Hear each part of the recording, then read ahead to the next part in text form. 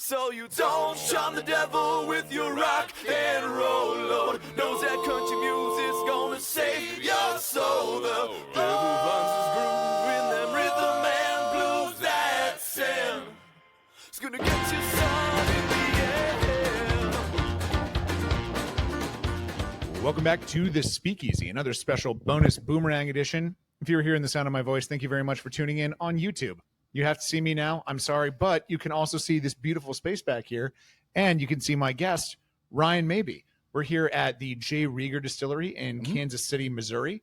So first of all, tell us a little bit about this space. It's a little more subterranean than I think most people are thinking of when they think of a distillery. So where are we specifically within the larger J. Rieger footprint right now? That's a perfect way of asking the question, because we have here is kind of like a campus almost. We're on site here at the distillery. We actually have 4 different bars, restaurants, multiple event spaces, and they all kind of have their own identity, right? This one in particular, this would be considered our kind of speakeasy-esque high-end craft cocktail bar located in the basement. It's called the Hey Hey Club, which also plays off of an historic element of Kansas City, which the Hey Hey Club was a really famous jazz nightclub back in the 1930s up through the 1950s, where Count Basie was famous for being the big band leader at the Hey Hey Club. And so we've sort of resurrected the spirit of that concept down here. This is our little like crown jewel cocktail bar inside the distillery. I'm a big fan of little hidden spots. And not only did you resurrect the concept a little bit, you resurrected a sign that I saw on the way in here. Tell me about that. So, it's funny. I mean, the way that we ended up creating the Hey Hey Club was because of the sign. So I've been in the restaurant business, bar business for 25 plus years. I opened a bar called Manifesto in downtown Kansas City back in 2009, like one of the early kind of real, modern speakeasy concepts. And I've always been really fascinated / obsessed with Kansas City history. And so I used to kind of scour around an area of town called the West Bottoms, and a lot of like old architectural salvage warehouses and things like that. The West Bottoms does sound like the name of a part of town in a fantasy novel where you'd find some really cool trash. It's so funny, man. Anthony Bourdain did his show here in Kansas City, and he described, during one scene, he was walking through the West Bottoms, and he described it as having this like post-apocalyptic dystopian vibe. And he's not wrong. He wasn't wrong. Like, that's an accurate way of describing it. But I used to kind of like scrounge around there were all these old like architectural salvage warehouses down there, and I loved going through them and finding old pieces. And I found probably back in 2010 or so, like 15 years ago, this old sign buried under a bunch of junk, and it was huge, like 15 feet long, big wooden box sign, with like the letters cut out in the front, and all the light bulbs were busted out of it, but it said the Hey Hey Club with the musical notes. And as soon as I saw it, I knew exactly what it was. I was familiar enough with the history of Kansas City to know what it was, but it wasn't the sign from the original Hey Hey Club. It was actually from, it was a movie prop from a film that was released in the mid 90s by Robert Altman, the director. And the movie was called Kansas City, which took place in this like kind of fictionalized version of the Hey Hey Club. And that was the movie prop sign. And I acquired it for like next to nothing. And at the time, I didn't even know what I was going to do with it. I just felt like I needed it and thought, what if someday I could like resurrect, after Manifesto, resurrect the Hey Hey Club someday. And now here it is. I just have to say, not everyone I know, every human male that I know has a thing in their possession where they're like, I don't know when I'm going to use this, but I'm going to use it someday. You're the first person I've met who actually used that thing. Yeah, something. I think I had quite a few things like that. But what's funny is that it kind of traveled around. I got married, and when I first got married, like, it was not going to stay in my loft. Like, it was living in my loft. I was going to say that was probably the greatest threat to the sign that it's encountered in the second act of its life. And so it got moved around a bit, but after we built the distillery and we expanded the distillery back in like 2019, and conceptualized this whole entertainment venue that we've got here, I knew exactly what we needed to do with it. So That's super cool about the Hey Hey Club and the sort of second act that both the sign out front and this space has. I also want to dig into your previous act as someone running these, this very first early wave of Kansas City cocktail bars and scrounging through the trash in West Bottoms. But we're going to put a pin in that. For once on the show, I'm going to exercise some self-restraint. We're going to go in a logical order. Let's talk about the building that's sitting on top of us right now. Right. Where are we in the larger context of this campus you were just talking about? So we're in the basement, like you said, kind of on the northern end of the building, right along the railroad tracks. In fact, the railroad tracks are just, like 40 feet from us right now on the north edge of the building. So this building was originally built in 1901 by the Heim family, and it was part of a brewery complex. So they were one of the largest breweries in the country back in the late 1800s, early 1900s, right before Prohibition.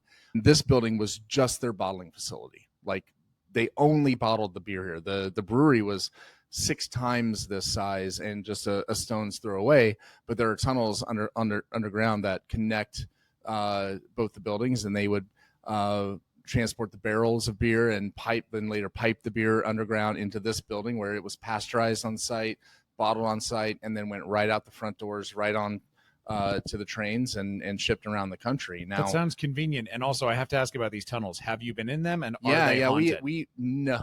Well, so we excavated the tunnel. Okay. When we first bought the building in 2017, we knew the tunnel was there. It was boarded up. It was sealed up, and the previous owner didn't for whatever reason didn't have the curiosity to explore it. We did, and so we tackled a pretty big excavation project and moved a lot of dirt.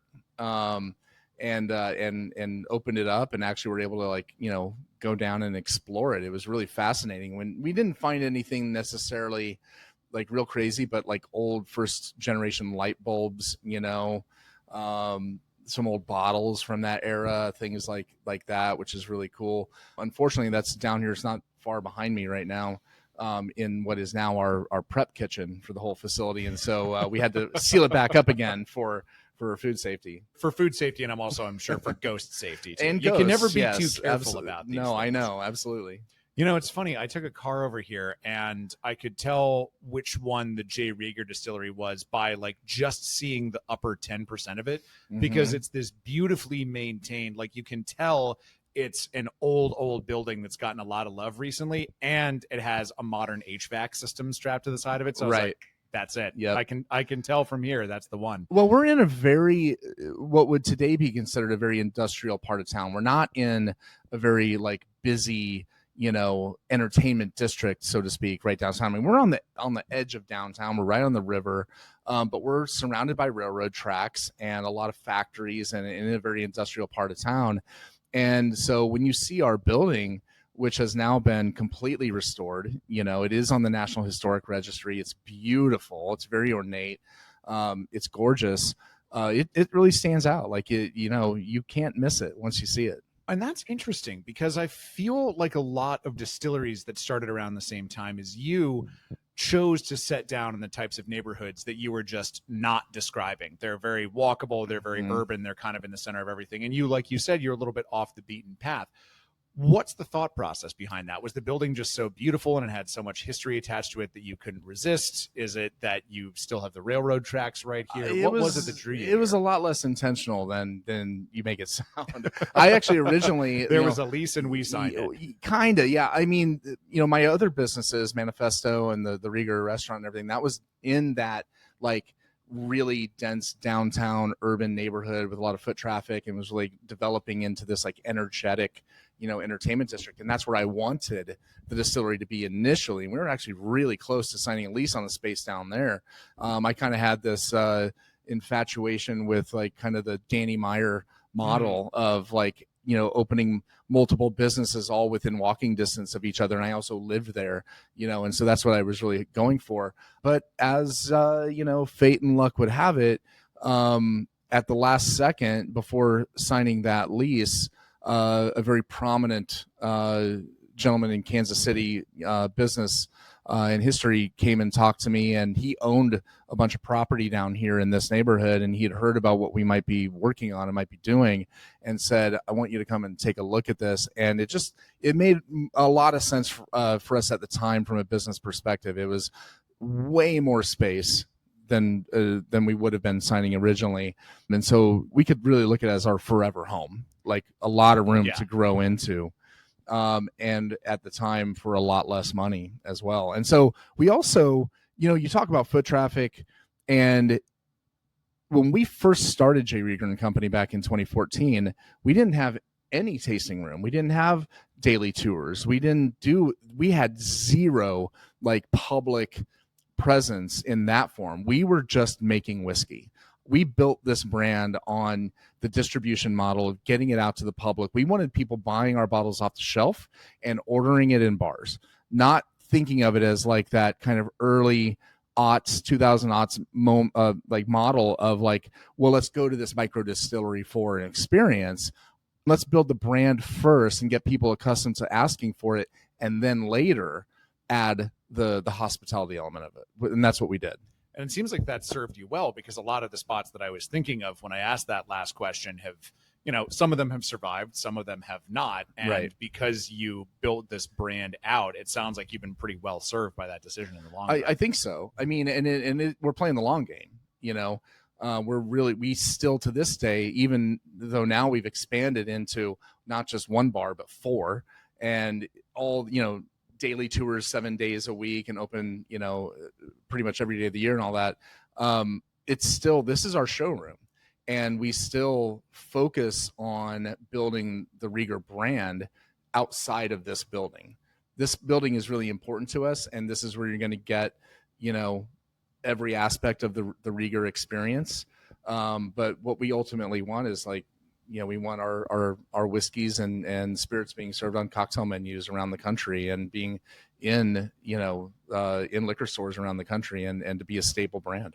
I want to drill down on that long game, because you mentioned this distillery started in 2014, but it goes back, that at least the J. Rieger name does, a little bit further than that. Walk us through the history of where J. Rieger actually got started. It was originally founded in the West Bottoms, which we talked about. It all comes full circle, which is where like Kansas City was born. Like Kansas City was born in the West Bottoms back in the mid 1800s. So funny thing about Kansas City history that I don't know if a lot of people know is that Kansas City as a city straddles the state line between Missouri and Kansas. And some people are aware of that, right? I actually don't think I knew that most of Kansas City was not in Kansas until I was solidly in my 20s. Right. Probably on my way out of my 20s, if we're being exactly. honest. And so like a lot of like the downtown, businesses, the stadiums, the entertainment districts, the things that you think about like in downtown Kansas City are actually on the Missouri side, but there's a reason for that. And the reason is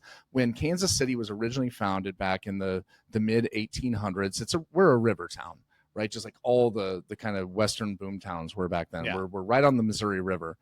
And for a large part of the boundary between Missouri and Kansas, the river forms that boundary. But where it turns to the east and heads over towards St. Louis, spilling into the Mississippi, at that point, we're right there, right? But at that point, there's a street that goes south from the river called State Line. And on one side is Kansas, and on the other side is Missouri. But it's just a road. And it was there then, and it's still there to this day, and it's in the West Bottoms. It's in the river bottoms.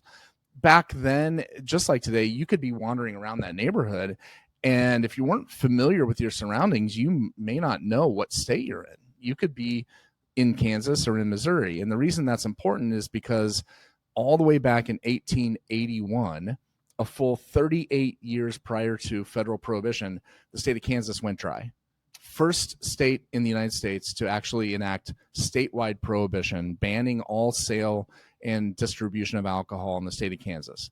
Why ever did all the fun stuff wind up on the Missouri side? I wonder, right? So what did everyone do that was in Kansas City? Like, oh, well, I guess we're going to go across the street, right? And so one block in to the Missouri side back in the 1880s just blew up with anything liquor related. And it actually became known. There's a lot of historic information available to this, it actually became known as the wettest block in the world, because it was like hit with this influx of like everyone traveling westward from the East Coast heading out towards California. The train station was right there in the West Bottom, so everyone's traveling westward and stopping in Kansas City, and then you got everybody from Kansas moving back across the state line, and that whole area just erupted with everything liquor related. And J. Rieger and Company was a beneficiary of that. We were founded in 1887 on Genesee Street, which is right on the wettest block in the world, one block in from state line.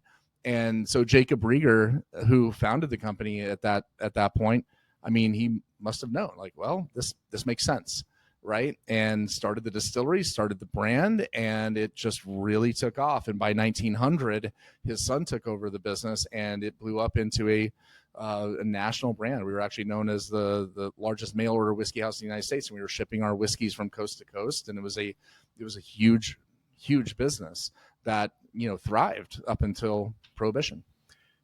So as you mentioned, it thrived, and then very abruptly, like most / all distilleries in this country, it didn't. Right. And then some time went by, and then, as you mentioned, 2014 happened. Yeah, so 90 years or so went by. Yeah, exactly, give or take. So where does Ryan Maybee come into the story? Of J. Rieger? So my background was as a bartender, restaurateur. I opened my first bar just a few blocks away from where. So Alexander, one piece of the story I kind of left out is that Alexander built a hotel. The business, the J. Rieger Company, did so well that he built a hotel in 1915 in another part of town, which is now today known as the Crossroads of Kansas City. And that building is still standing. And so in 2009, I was looking for a location to open my speakeasy craft cocktail bar, which was heavily influenced by like Milk and Honey in New York and Flatiron Lounge and Pegu Club and the Violet Hour in Chicago. Like those were the bars that really inspired me. And I opened my bar Manifesto in 2009 in the basement of this old hotel building. It was kind of a rundown old, it wasn't a hotel any longer. But it took off. It did really, really well. And then about a year later, I had an opportunity to take over the first floor, which was the original lobby space of the old hotel. And it had the original tile floor in there with this R logo, and I didn't really know anything about it at the time, but in opening the restaurant on the first floor and expanding my business, I wanted to know more about the building, and the building was beautiful. But it was also kind of quirky and weird, and I just wanted to understand it. And so started researching the history of the building, and it was in that process that I discovered the history of the whiskey distillery and the building that I was in, being called the Rieger Hotel, was owned by the same family that also had this whiskey distillery prior to Prohibition that I had never heard of. And all of a sudden, that was an opportunity to resurrect the brand. And you're not just trading on someone else's name. You had buy-in from an actual descendant of the J. Rieger come into your life. The funny thing is, like, I originally was trading on them. Like it never really occurred to me initially. Using it for no. Andy. So my business partner Andy Rieger is the great grandson of the original founder Jacob Rieger.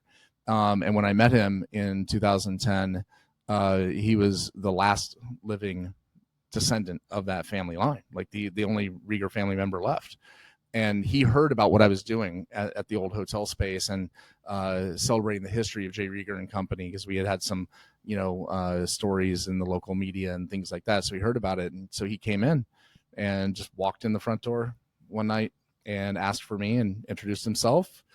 And I was really taken aback by, like, I was absolutely not expecting it. But was there a part of you that was like, if you've heard about someone using the Rieger name, it was that other Ryan? Yeah, right. Not me.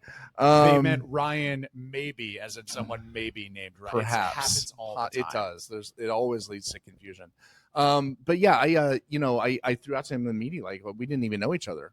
But once we kind of got past that initial introduction, I was like, dude, we got to bring back your family's whiskey.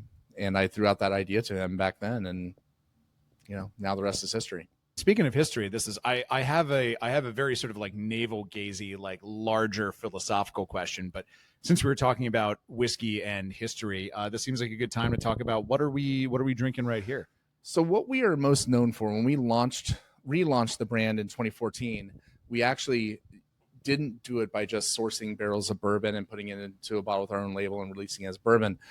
We did source barrels, obviously, but we recreated a blend of whiskeys that was what we believe more common back in the 1800s. So back then, prior to 1900, it was really, really common for American whiskey brands and blenders to add sherry to their whiskey, like literally, and I don't mean cask finishing, but like adding it into the mix. Really? Yeah, by law, up to 2.5% is the max of what's allowed. And so we kind of discovered that old history in that law and resurrected that style. So our Kansas City whiskey, which is what we're most known for, is a blend of straight bourbon, straight rye, and light corn whiskey with the addition of just 2% 15-year Oloroso sherry added in, like right before bottling.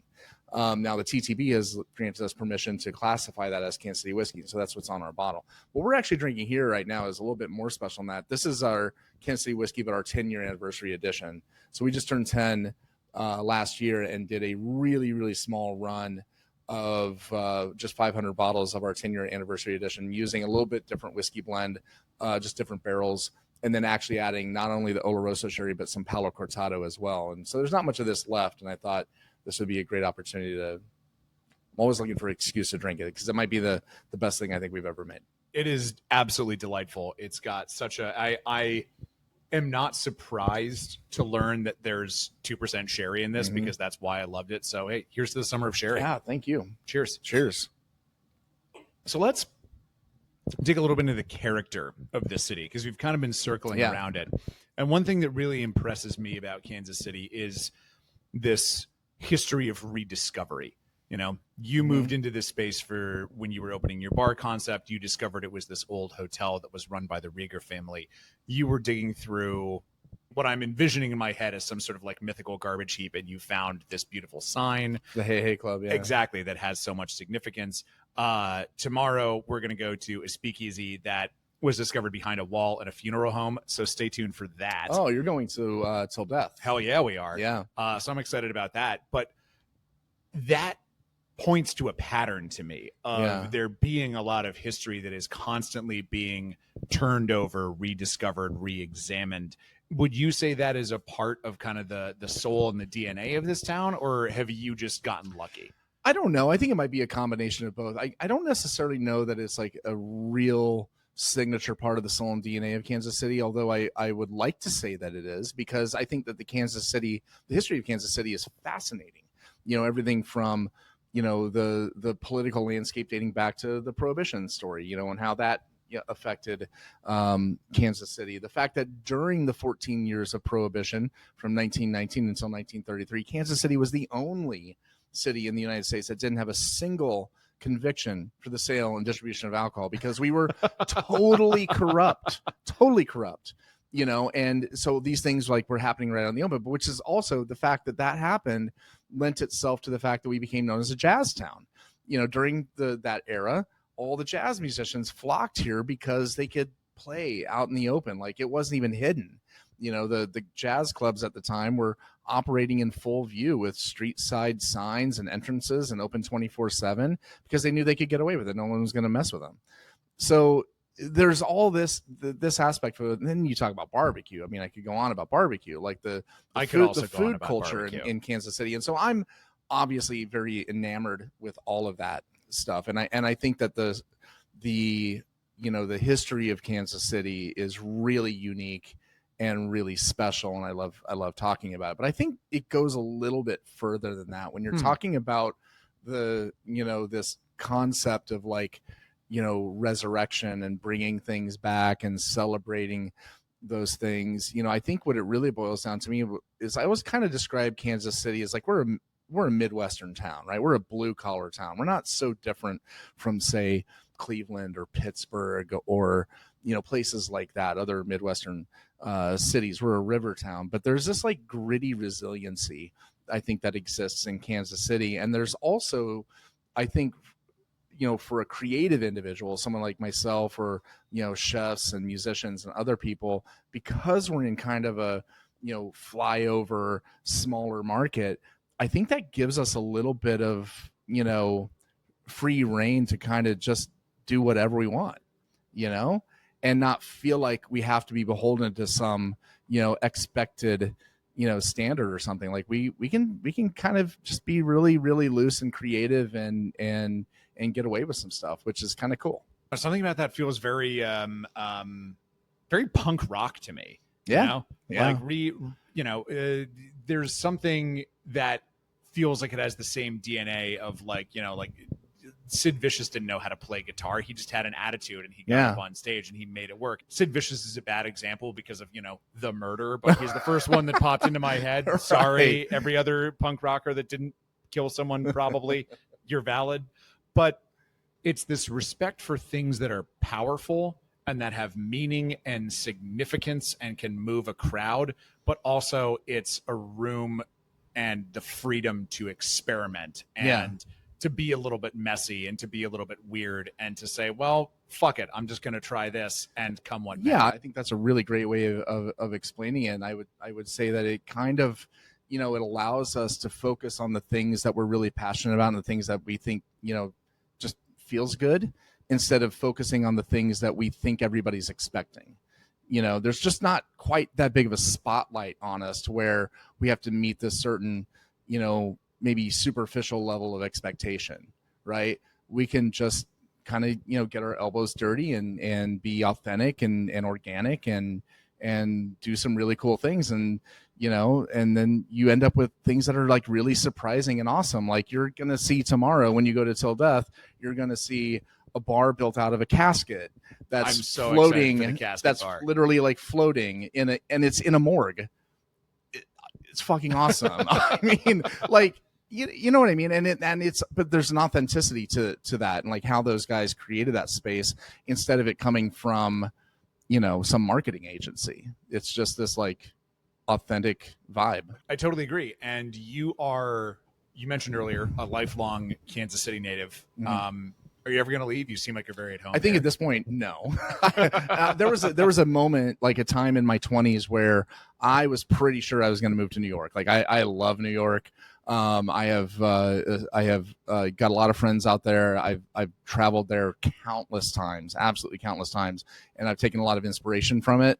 But I think that if I had moved to New York in, say, my 20s, to go bartend somewhere, it could have been an amazing life experience. But I don't know that I ever would have had the opportunity there to do what I've done here and own my own business and own property and build something that's truly unique and special. I don't know if I would have been able to accomplish that there. And so now that, my roots are deep here at this point. So I think it's unlikely that I would move somewhere else unless I just, I don't know, maybe someday I'll have enough to like have a second home to retire somewhere. But I think I'll always have a home in Kansas City. I love it. Don't buy a second home in New York. I would not buy a second home in New York. No, but yeah, I think I'll always have a home here.